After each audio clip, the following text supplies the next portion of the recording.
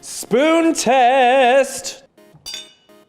Both of these bowls of mashed potatoes sat in the refrigerator overnight, but only this version is silky and smooth. Stick around to hear my mad genius tip to make that happen. To get started with this recipe, I have 4 pounds of Yukon Gold potatoes that I've peeled and I've boiled for about 15-20 minutes until they're just tender. And I'm gonna go ahead and drain them in a colander. Mashed potatoes are easily one of my most favorite foods.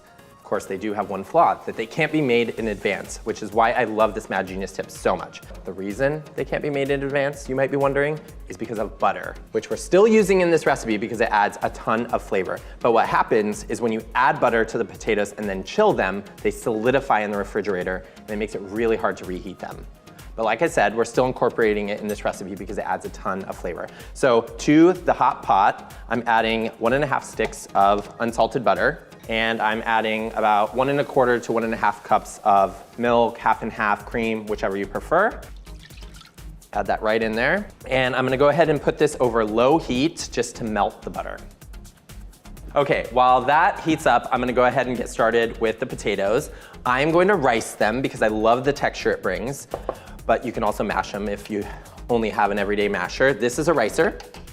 Comes in different forms. A lot of companies make it. You can get it pretty much at any kitchen supply store. It just makes them really fluffy, which results in a really delicious mashed potato. So I'm going to scoop the potatoes right into the ricer.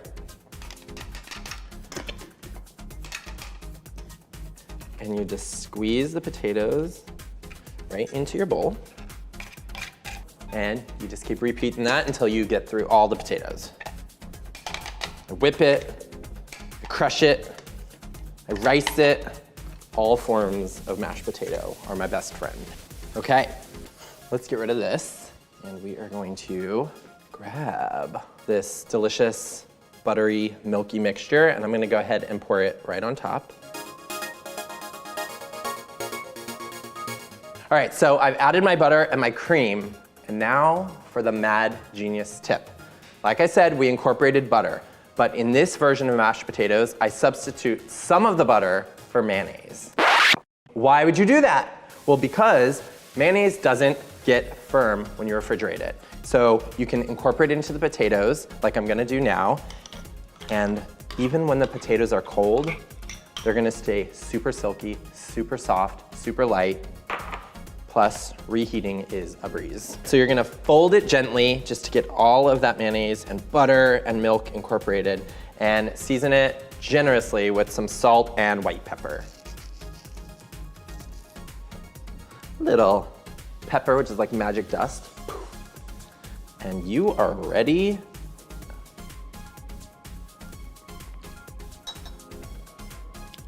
Literally one of my favorite things in the entire world. These are creamy, they're silky, they have a ton of flavor, but best of all, I could pop them in the refrigerator and reheat them tomorrow in just minutes, and they're gonna be just as smooth.